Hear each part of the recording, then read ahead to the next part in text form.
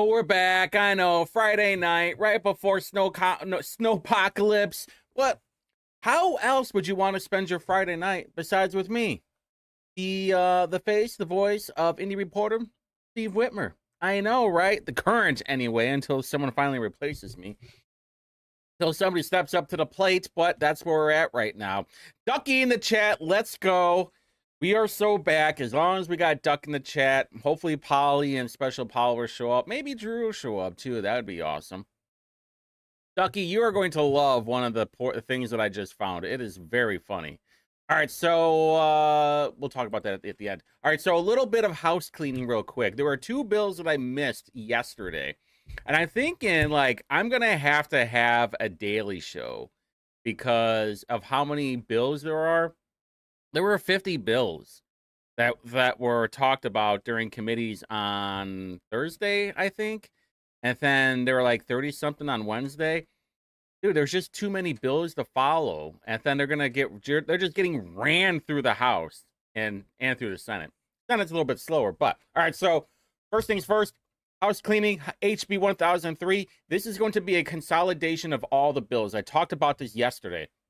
The reason why Democrats got kind of upset over it in government and regulatory reform was because there were 500 pages, according to one of the legislators, of that were given to them the night before. And that was because, and Polly in the chat, let's go. Now we're back. Now we're cooking. And what happened was everybody got the amendment, is what it was, for 500 pages and exactly how they were going to conform all these boards and commissions.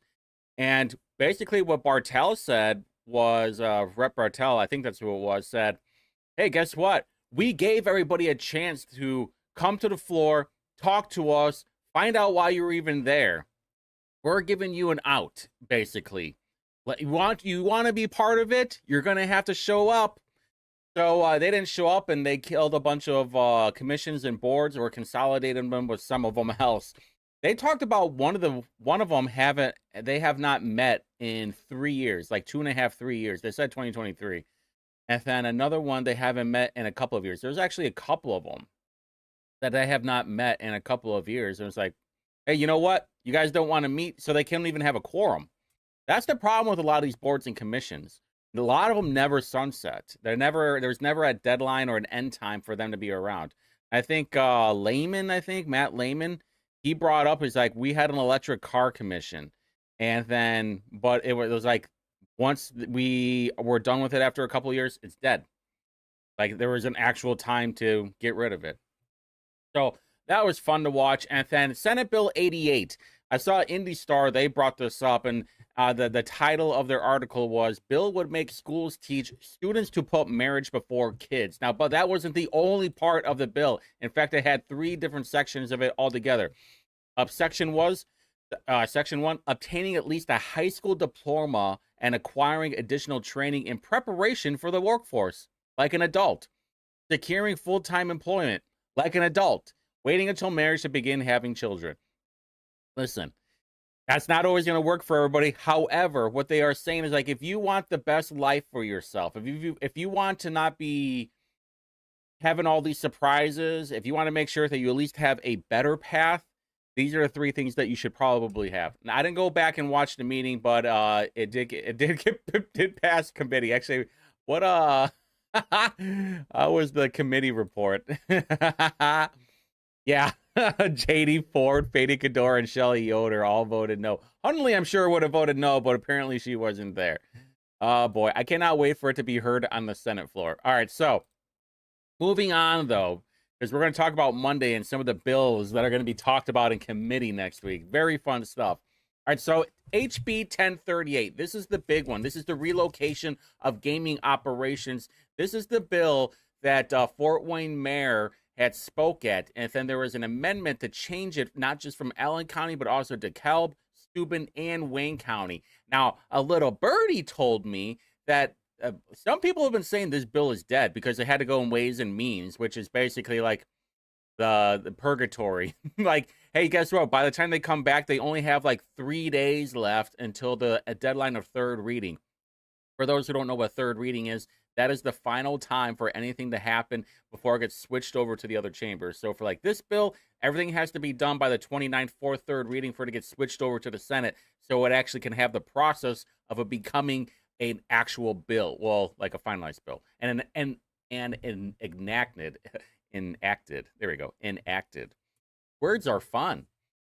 So I heard that not only is the bill not dead, but Marion County might be on the list as well.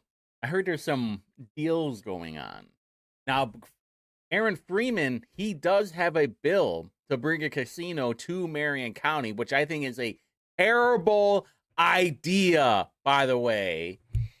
Everybody's going to say, oh, think about all the people that are going to be able to spend money. You mean waste money?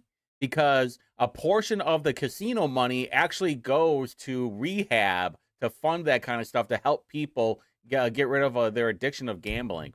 Or here's an idea. Don't bring the vice in, because obviously people don't know. Listen, I'm okay with vice as long as we get rid of welfare. I'm okay with legalizing whatever as long as we no longer have welfare. Give me that. It has been abused far too much. This suicidal empathy, basically. All right, so moving on from there, we had the traffic enforcement bill. Now, I brought this up a few weeks ago. This was the bill for the HOA. I've been looking forward to this bill. I went and listened to it before the show when I got home.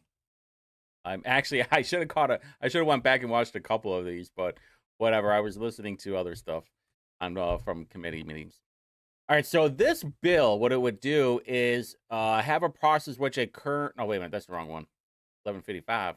All right, establishes a traffic enforcement on a private roads pilot project. They ended up turning this into a pilot instead. And we've been trying to figure out, ever since I saw this bill from Ed Soliday, I've been trying to figure out, it's like, which area are they talking about? It has to be over in like Porter County or Lake County. And then they finally found out. Ducky, this is what I'm talking about. I don't know if you're from the region or not, but we finally found out what they were talking about, because one of the people that wants this bill brought it up. All right, so basically, this is what Soliday was saying. Hey, we had the deal for 50 years where we had traffic enforcement in this area. You're talking about 28 miles of private road in this HOA. And then, hey, you know what? You're speeding, you're going to get a ticket. This was what the deal was. For 50 years is what Soliday was saying. Then all of a sudden they go to court, and then the judge says, actually, you can't do that. And then apparently during the appellate court, they even confirmed, like, you can't do that. So this bill would allow this is purely a private or a pilot project, which, this is kind of how things have to go. It would subject the governor's authority by the HOA that contains at least 1,500 lots and with at least 15 miles of private road that are owned and maintained by the HOA may establish a maximum speed limit, provides that law enforcement officer has all police powers necessary to enforce the laws and of the state for regulation and use of the private roads with the subdivision. Because what they were saying is like, all right, fine, you can have a county cop go through there. But do you think a county cop is going to want to go through 28 miles of private road on an HOA? I think not. This is and so there was questions asked too about, well, what about the logistics of it? Is like, what happens if I need to pull a public records report? How would this whole thing? But they still have the powers of the police, but there's really all they're going to be there is to enforce speed law. But just like a off-duty cop when they're doing security, apparently they still have like the powers of the police, which is interesting. I never knew that till watching this. But anyway, so end up finding out it's Lakes of the Four Seasons. Now, I'm from that area. This is in Crown Point. This is a massive area. I wish Special Power was in the chat right now. They'd be laughing their ass off. All right, so there's a massive area near Winfield. When I was living in the region in Cherville, Lakes of the Four Seasons were like the gated communities. Like if you lived there, you were an elite class, basically. Crown Point, really anywhere in Crown Point was like the spot. I even worked in Crown Point for a little bit. And everybody talked about, it's like, well, they live in Lakes of the Four Seasons. Like it's some la-di-da thing. And I'm just like, Yeah, I don't give a food. So anyway, found that out. It got passed. So interesting to see where that will go. Not a whole lot over here. No, I got my notes here because I thought there was something. Oh, township reorganization. Okay, so Lana Schockweiler, she had a bill for HB 1315, which basically would reorganize all the townships. Now, what's fascinating about this one is that I thought it would do everything. Because right now, I mean, they've been talking about this for years, how they want to get rid of townships because a lot of them overlap. And there's an actual word for it. I forgot what it was, like contiminous or something. And was talking about overlapping boundaries. Because if you guys didn't know, there were over 1,000 townships in Indiana. And in those 1,000 townships, you have 1,000 trustees. A lot of these townships have like less than 1,000 people. In fact, I did the math on it. It's like over half of the townships in Indiana have less than 30,000 people in them. I think it's something like that, or like 15 or 20,000. I'd have to go back. But needless to say, it's a small amount of people. So why do you need to have so many townships and then counties that have so little people? And they brought up like some of these legislators have like 35 townships in their area, which is a bananas amount of people. Like I live in Wayne Township. That's, I think, got 150,000 people. Dude, Wayne Township has almost as many people as Hendricks County. That's why this whole like we need to get rid of townships thing is I thought was a terrible idea, because the township trustee is really like your local person. Plus, a lot of the times they'll have their own fire department. Wayne Township, fortunately, we do. Also, they have the small claims court, and also they help out with township assistance, which we just found out the other day at a neighborhood meeting that they are spending over $1 million a year on township assistance, which, you know, it is what it is. But what this bill would do, it would only affect 200 total townships in all. The townships that are going to be safe are those with with their own fire department. So Wayne Township is safe, which is great. The whole logistics of the thing, though, is going to be an absolute nightmare. Because it's not this one blanket policy that will help out all of Indiana. It's going to be like, I forgot exactly how she described it. Even Ed Delaney. Ed Delaney's like this 80-year-old lawyer, but he's also pretty sharp. And he knows this. So if he's questioning something, that means it's going to be a problem. He's not asking dumb questions. He's like trying to get to the bottom of stuff. I don't like Ed Delaney, but smart guy. Might be Russian. And the whole logistics of it is going to be a problem because they're about the trustee, the board, who takes over the fire department. When you're in an area like Marion County, does that mean that you're going to have to go to the city-county building, which means you're going to have to pay for parking, which you're even going to have to find a parking. Then you're going to have to deal with the homeless people. All of that. So I think in even Schockweiler's district or township, I think she said that they would be affected by it as well. And a lot of this has to do with consolidation. I imagine like most of these townships have so little people. Well, we do know they have so little people, but like you're overlapping things with township government and county government. There's also has a hard problem with permitting and zoning. And who do I talk to about blank? Now I had to talk to two different people in two different departments or multiple departments. All of it. But it did pass. Democrats obviously did not like it. I think even some Republicans did not like it as well. Probably because township people want this. But it'll be heard on the floor of the House floor, so I'm sure there'll be some great conversations on there as usual. There is also HB 1210. Oh, local government finance. Okay, yeah.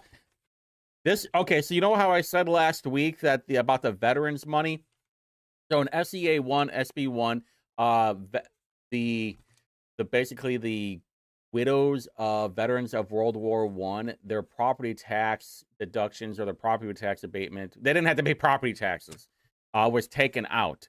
Found out that it was 18 survivors and it's only $17,000. And then even in Ways and Means, I think Thompson said was like, we'll plug it into another bill. Well, this is the bill that they're doing it in, is HB 1210. Suresh Pryor, I believe, was the one who had a separate bill for it, but they decided they're going to just have a turducken bill and shove it in there. Pretty cool, I thought. Also in that bill, there was a tourism district that's going to be created. This is where like some of these bills get really complicated. When you see like blank blank matters or blank matters or a random stuff matters, that's when they're going to be shoving like 5 to 10 different things in that one bill. I call it a turducken bill. In this amendment though, or I don't know if it was an amendment or just part of 1210, they're creating a tourism district. And at first I was like, what the crap? You guys are basically have like a downtown Indy or a visit Indy where you're using taxpayer money and giving it to nonprofits so they can you can try and get tourism there. No, this is actually going to be invested by the business owners. And originally it was at 51%, but Thompson, I believe, it was either Thompson or Snow, said, no, we got to do it 67%. So if you are going to have, yeah, turducken, if you are going to have a tourism district, you basically create a boundary. The business owners, 67% of them,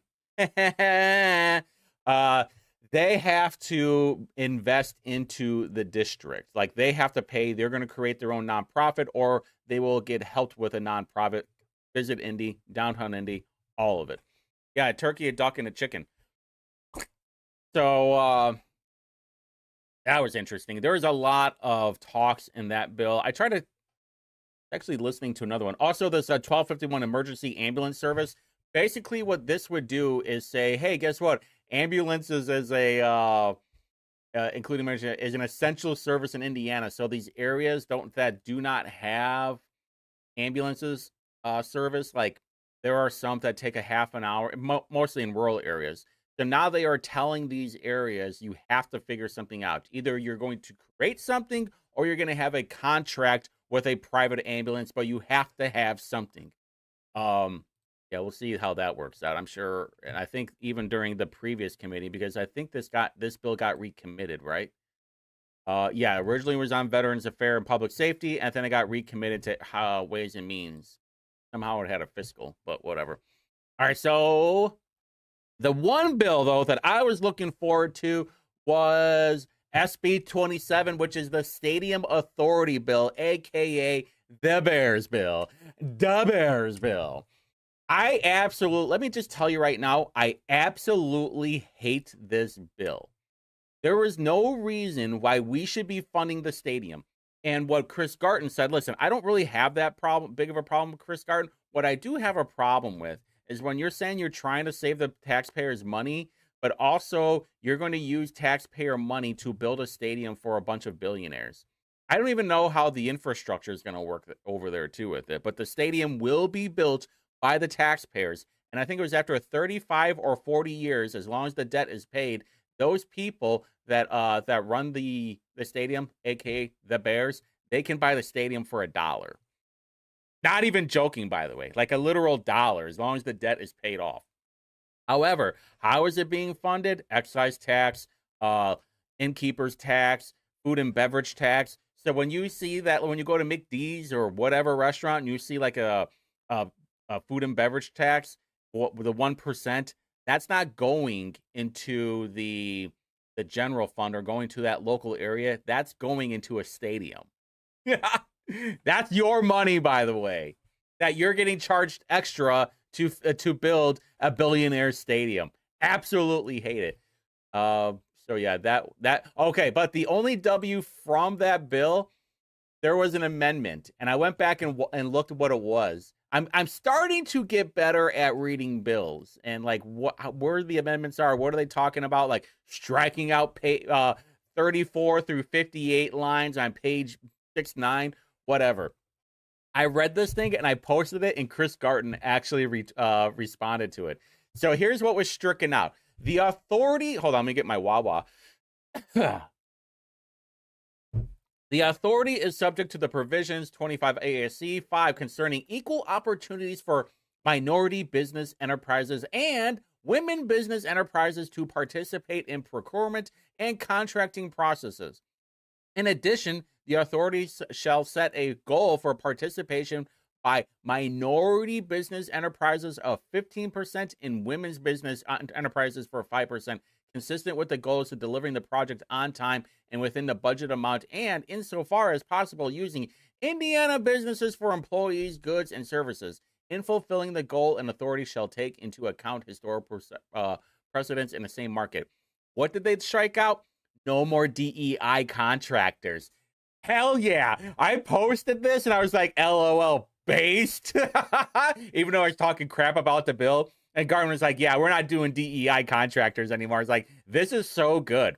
I absolutely love this part that got stricken out because this is the problem that we have in Indianapolis. If you guys did not know, in Indianapolis, we have crap like this, depending on the project. I forgot how much the project has to be, but we have affirmative action contractors. There has to be a certain amount of percent of black-owned business or minority, women's, veterans. I think there's even like disabled, however that works out. Yeah, but my argument for that is, well, how do we know we're not getting charged more? Hey, we have to fulfill these affirmative action contractor quotas. How do we know we're not getting totally shanked by any of these prices that these people are delivering right now? Plus, how do we even know that the quality is any good? I don't like any of it. However, I like this part. I guess I'll take the good and the bad for it. At least we're not doing any more DEI crap, but also I don't live in that area. What I plan on doing, by the way, because now I heard they already bought property over in Hammond, I think. And what I'm going to do, I wish it wasn't snowing this weekend. Otherwise, I'd go up there. I'm going to go get some footage from Gary because I went through Gary a few months ago and down Broadway because the highway was closed. Tried to like round it back. If you guys have ever been through there on like 390 or 94, if you're coming back from like Michigan 94, you hit 65. The exit was closed, so I had to take 94 to Broadway, and Broadway goes through Gary. I know this because I used to work in Gary and off Broadway, and then that'll take you to 30, and you can take it to the highway, the true crossroad of America. Well, yeah, I wanted to go and get some footage because I'm going to show, like, oh, this is what our taxpayer money is. Like, this place is a desolate shithole. I hate to break it to you guys, the Gary bros, but Gary sucks. I hate it. All right, then going to that day. Hold on, that's wrong day. There we go, Thursday. We had this House and the Senate. They met. Interesting stuff. Housing matters was talked about as well. There were a couple of voice votes that were approved for amendments. I hate this HB 1001 bill. It does not. Let me put it to you in this way. This does not help lower the house of single family homes. And the only way that you are the only way to lower what they're anticipating is the market will lower the cost of rent by building more stock. That's what they're relying on. There's no guarantee, by the way, that apartment pricing, single family housing, which definitely won't, or townhome pricing will lower. What they are hoping for is that the market will shift. And somebody actually like posted a comment. It's like, what, you don't trust the market? Oh, it was Jim Lucas. That's who it was. Jim Lucas, like, what, you don't trust the market? And I go, no. Well, actually, I had like this long explanation, but I'll just say it. And I was like, no, the market is manipulated by crony capitalists, which is the truth. If you want to get housing pricing lower, you're going to deport a lot of people. That's the best way to do it. All right, so moving on from that, we had a couple of talks, campaign finance, and reports of local candidates. I don't think there was anything crazy in. Oh, they didn't hear that. That's what it was. They didn't hear that. Nonprofit didn't hear that. Carbon. I'm gonna go back and watch this thing. This was kind of weird. I didn't really care too much for it though. Oh yeah, death sentence and intellectual disabilities. All right, I was reading this bill and I was steaming. I mean, I was so mad because I thought it was one way. So I went back and I watched the committee meeting. It was actually not bad. But basically what it says is that you are not allowed to execute anybody if they have an intellectual disability. Like if they have Down syndrome, like I ended up going through a couple of cases through ChatGPT, and most of it was like 70 IQ people. And like, well, how do you judge someone if they have an intellectual disability? And they're saying some of it was by like IQ points. I'm like, all right, so basically if you have 70 IQ, you can go and rape and murder somebody, because that was a case, actually. Somebody had raped and murdered a woman who was 7 months pregnant. and they said that, oh well, he couldn't be executed because he had a 70 IQ. I was like, what? You don't know 70 IQ people don't know that raping and murdering a woman who's 7 months pregnant is bad, really? So what this bill does is that it you have to say, hey, right off, basically like really soon. I think it was like even during before pre-trial, you had to make a case if that you wanted to avoid the death penalty, would say, hey, my client has an intellectual disability. And it's not like, oh, I have ADD or dyslexia. Like you actually have a problem. So that's what this bill does. Not bad. Also, I always look to see who vote for and against something, and if there are certain people that I trust enough that if they vote for something or against something, and I don't quite understand it, I'm gonna trust them that they and it's like, all right, well, if you're on my side or against my side, like I get it then. All right, so in regulation and investment in cryptocurrency. Some people that voted against it, quite a few, there are a few Republicans that voted against this as well. Totally based Republicans, by the way, voted against this bill. Or wait, was it against it? Yeah, voted against this bill. Based people. Option to conduct municipal election in even years. By the way, this is a may, not a shall. Last time I checked. They don't have to do this. They can do this, though. Wakeboarding and wake surfing. This was a really funny bill when you were listening to it, and I imagine it's a lot of people on the lake that are mad about all these wakeboarders and wake surfers on the lake that are going way too fast. Some of them, in some of the talks, they're like, "Oh, it's all about erosion." It's like, no, listen, we got a bunch of douchebags that are wakeboarding and wake surfing going way too fast in a lake on and not allowed to do it. So they made restrictions on if you can and can't do that. Also, they said, I believe like after a certain time, they're not allowed to do it as well. Don't really care about it. There was, let's see, expungement. I'm going to trust the people that voted no against this, right? Is that who am I? Yeah, I'm going to trust the people that voted no against this because good enough. The high school equivalency. There was another bill. It was like 1311, I thought. Yeah, there it is. 13. Okay. Let's see what else there. I'm only going after the drama bills. Broker company, fatality information, statement of accounts, obtaining copies of recorded documents. So this bill says you are not allowed to take a picture of a document with your phone. You actually have to pay, what was it, the recorder's office or the clerk's office? Yeah, the recorder's office, the money to get a copy of it. So you're not just the recorder just can't lay the sheet of paper on the desk and say, "Oh, here it is," and someone say, "Can I take a picture of it with my phone?" And they say, "Oh yeah, go for it." No, you actually have to pay for the copying fees for it. I was straight up laughing about it. It's like, really? That's a thing? And then, base people voted against it. Zach Payne, Ireland, Asa, Mayfield, Hosletter, Haggard, Dvorak. Cash, yeah. Hey, W. Becky Cash on this one. I like this. You did a good job. Straight ticket voting. Now, everybody was thinking that this was limiting straight ticket voting. It was not. It was repeals the provisions that prohibit count straight ticket vote for candidates for election at an at-large district to which more than one person may be elected. Because there are a lot of people that will run for an at-large candidate. And it releases the straight ticket voting for that. Don't get me wrong. I would have no problem getting rid of straight ticket voting.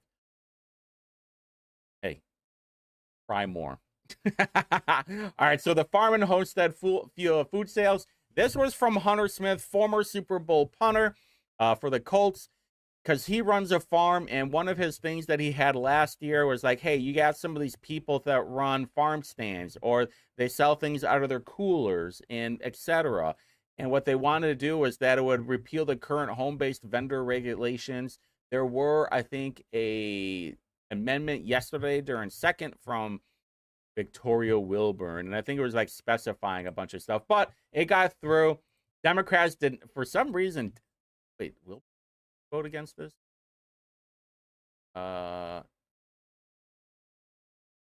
is it? Try to see at a real barn. Okay, yeah, she did vote for it because she had an amendment that Hunter Smith took. So basically, all Democrats voted against this bill for whatever reason. I don't know. Yeah, I didn't get any of it. All right, so then moving on into the Senate.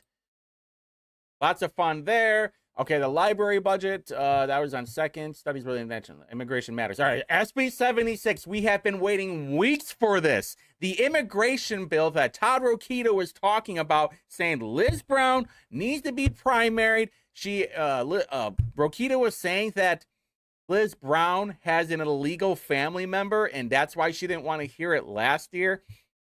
Well, I'll tell you what, Liz Brown saw the writing on the wall. She's going a complete 180 on everything that apparently what she was doing. I don't know much about Liz Brown. I've only really been following her for the last year and a half, or really a year. Uh, but I think she got a few amendments in there, and it got moved to engrossment, so it'll go on thirds next week. I imagine, I have a pretty strong feeling that the House is going to be adding a bunch of stuff to this thing to make sure they have it right where they want it. I am looking forward to it, however. All right, so there was supposed to be talk on SB 91. That's the syringe exchange program extension. Did not happen, so probably going to be next week. Interesting that about what Freeman had posted. He wants to have it where he struck out provide syringe and needle distribution and collection without collecting or recording personally identifiable information. So basically, hey, here's a syringe and a needle, but we're not going to collect your information. That got struck out and said provide only one sterile syringe and needle in exchange for each used sterile syringe and needle. So it's like a give one, take one kind of deal. That's what it sounds like to me, anyway. I think it's funny. Well, how many can you have, really? Yeah, it's like you're collecting them like Pokemon cards, but more like hypodermic needles. A bunch of heroin needles.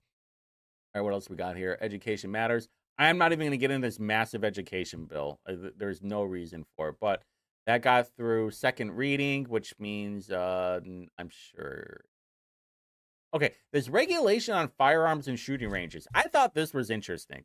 I was listening to it, I think in committee or on the floor, and basically what it says, like, hey, you're not, a lot of these areas do not want a shooting range in their area, and this would prohibit that, adopting or enforcing a planning and zoning. So say you already have an indoor shooting range and you want to expand. Well, the county, city, or town would prohibit you from that. And say, hey, well, guess what? I just want to expand out. It's going to be all indoors. We're already doing the same thing. Been doing it for however long time. I just want to grow a little bit. And this bill says, hey, now he can do that. Or she. No judgy. Let's see what else. Real property. Innkeeper's tax. This will expand the innkeeper's tax to uses of Hamilton County and New Haven. That's what it was. We talked about this. It'll not exceed $5 a night. I think Carmel, because Carmel wants to build a convention center off the taxpayers' dime. I think it was like a convention and hotel, and they're thinking that they're going to get like over $1 million for this extra innkeeper's tax. And what was it? I forgot what it was. Like, oh, I'm sorry, it's actually the old one's getting taken down, or it's being lost. That's what Sue Finkham said. It's being lost to development. Huh? Lost to redevelopment. That's what it was. Thank you. This is the other bill. I want to go back and watch this because this is what Shockwire was talking about, the township mergers. This one is way more aggressive from what I was reading it. Oh, wait. Is it? Oh, this isn't it. There was another bill that was crazy aggressive. But this requires the Department of Local Government Finance, not later than to compile data on each township, excluding townships in Marion County, and assign points based upon the township government's performance. This was something that was talked about in Ways and Means too. Shockwaller was basically saying, hey, guess what? When we start consolidating all this stuff, the data is going to be so much easier to get. And this is part of it. They want to see how well these townships are doing. So say, hey, we're spending $200,000. This was part of the requirements of having the townships basically disappear. Hey, you're spending $200,000 or $400,000, but you only have $200,000. Like, your performance isn't really that good. And plus, like, the trustee, all that drama right now with certain trustees, like spending $1 million on their own family trips, not a good look for township right now. Just saying. Housing matters. Okay, doesn't matter. All right, so moving on into the third reading. Any drama here? Oh, yes, there was drama. SB1, Human Service Matters. This is the Medicaid bill, basically. It won't allow illegals, making sure that fraud is taken away, more oversight. I like this bill, to be honest with you. Any way that we can stop fraud, and even acting it as a deterrence, I think there should be consequences. I think people either have to go to jail or they have to be executed. But that's just my opinion. That's a major deterrent. And then constitutional amendment ballot language. This will set the language for SJR 1. Obviously, there was drama on there. Surprisingly, though, J.D. Ford voted for it. He's running for Congress, so maybe that's why. So the amendment, if this passes this November, we will be voting on a change of the Indiana Constitution, and SB 3 will set the language of telling everybody what you're voting on. Obviously, Democrats didn't like it because they wanted to point out, hey, you can go to jail or you can get arrested and not have bail for simply jaywalking. Well, that also applies to rape. So it's not like, oh my God, I stole a Butterfinger, I will not be allowed bail. No, they're primarily looking after or going after people that are repeat violent offenders. But here we are. What was the other one? Okay, that was that. There was the drama there. Okay, SB 167, 67. Relocation of outdoor advertising signs. Major drama in this one. So much that Greg Taylor was having a hissy fit afterwards and just voting no on every other bill that was showing up on the floor. Like, you see these, like, one nay, one nay, one nay. That's Greg Taylor. Because he kept just like, does it apply to Marion County? Okay. He just had a massive fit about all these outdoor advertising signs about, hey, what's the setback going to be? The historical district. I think you guys saw the video between Blake Dorio getting mad with Greg Taylor. I'm not a fan of Dorio. He had a bill, or he either authored a bill or co-authored a bill to give illegals a driver's license. If you guys don't remember that. So obviously, local control. We don't want these outdoor signs, how big or how small and how bright they are, too. And hey, I get it. At the same time, what are you going to do? All right, so then moving on. The cancellation of caucus meeting. Now, Travis Holdman, unless there's something else that I don't know about this bill, basically what this bill would do is, if you are having a caucus and only one person is going to be the candidate, you have the rule. Hold on, let me. Is that the only thing on there? Yeah. Unless I missed something. Basically, it would say, hold on, will require circuit clerk to send a copy of a declaration of candidacy filed to the clerk to chairman. Okay, so this has to do with declaration of candidacy. But also, like, if there's only one candidate and you're having a caucus, why have the caucus then? And that's what this bill was basically about. Unless I'm missing something. That's all I'm saying. I don't know if I'm missing something. Apparently, Democrats had a fit with that. Not exactly sure. Surplus interconnection service. Good bill from what I can tell.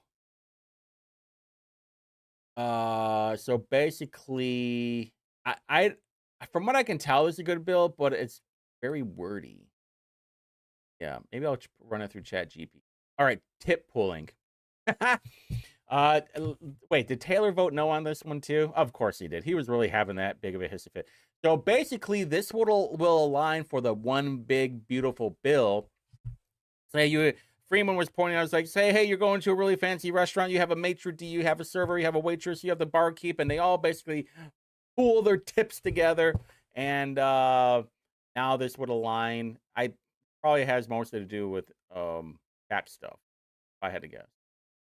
But it does align with the OBBB, and that's all that matters. Now, one bill I really, for an agent registry, okay, this was not heard yet.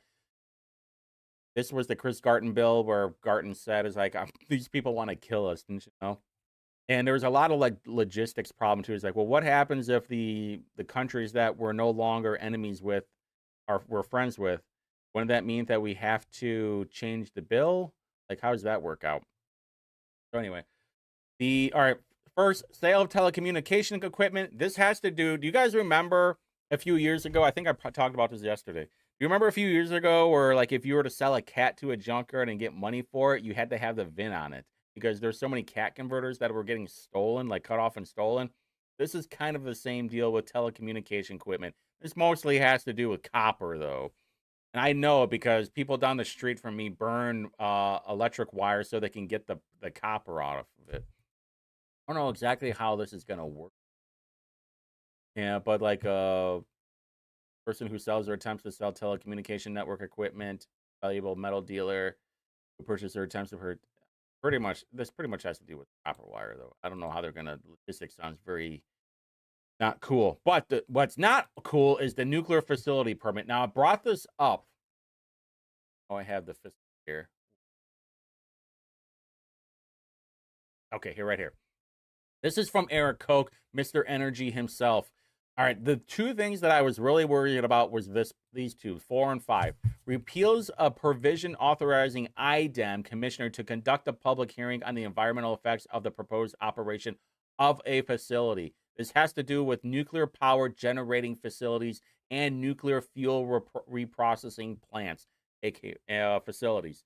This is going to be the SMR bill, basically. And what they're saying in this bill, it says, hey, IDEM doesn't have to call for a public hearing. And they're saying, well, actually, the federal government should be doing that.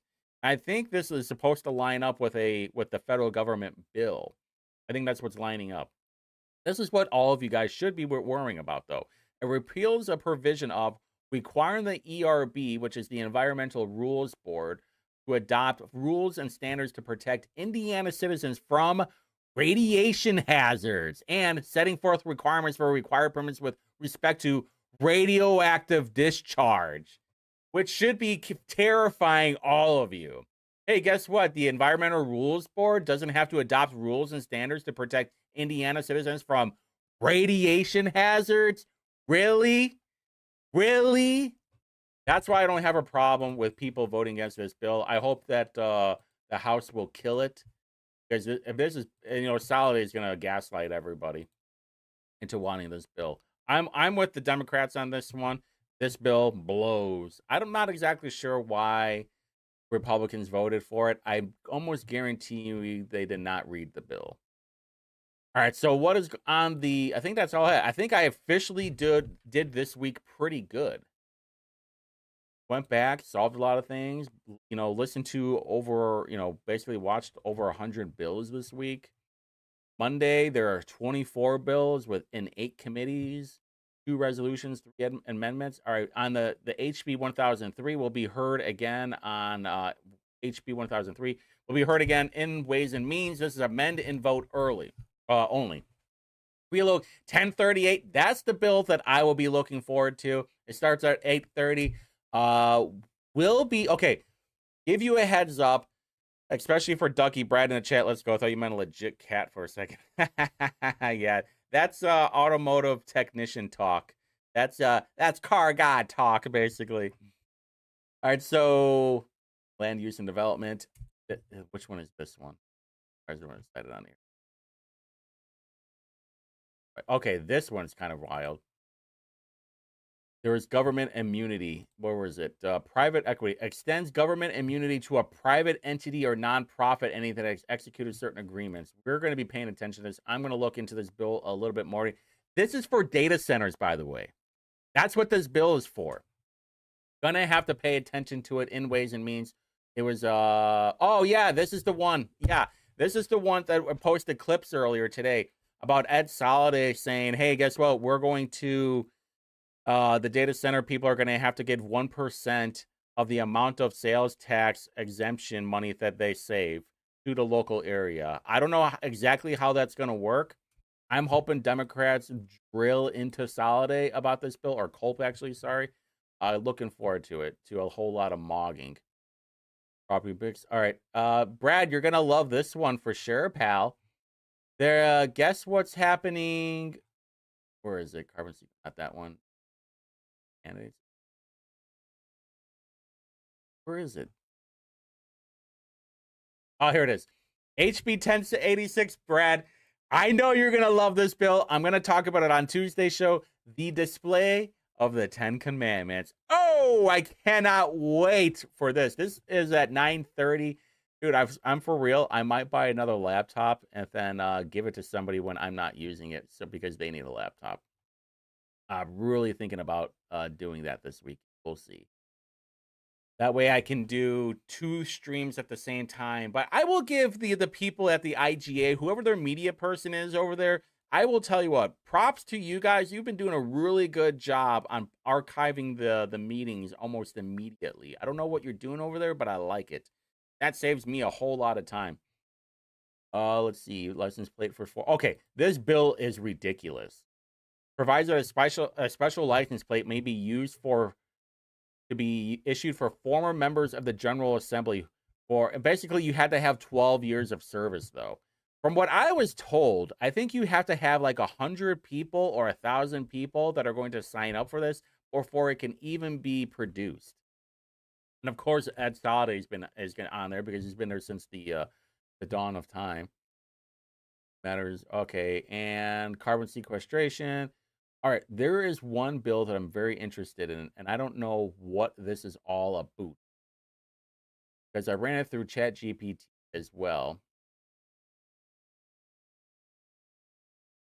A non-binding resolution from the Indiana Senate urging Congress to start the process of amending the U.S. Constitution. Amendment would explicitly say campaign and election spending is not unlimited free speech, and that states that and Congress can regulate and money in political campaigns, elections, and ballot measures. I will be looking at this bill this weekend. Have 10 commands on it. That would make a so true, Brad. So true. That's a Beckwith brick action right there, Brad. I'll be looking into that one. Also, a couple of other bills as well of what's going to happen next week. I mean, listen. From what I understand, the 29th is the last day. That means they have until Thursday for all this stuff to have third readings and to get switched over into the other chamber, not just the House, but also the Senate. Some of it has already happened. I think there was a bill on the House floor Thursday that was already a Senate bill. So things are already getting switched over. It's going to be right down to the wire. Short session. I am going to try and make it down to the Statehouse, though. Next month. See how it works out, though. All right, with that being said, I will be having my personal show tomorrow at 8 o'clock. See how well it goes. So, you guys have a very safe weekend. You guys stay dry. You stay warm. All the other stores, what I've seen, they have their bread and their milk and cookies taken out. They've been spent. I'm going to go get gas right now and maybe go get a pie. You guys have a great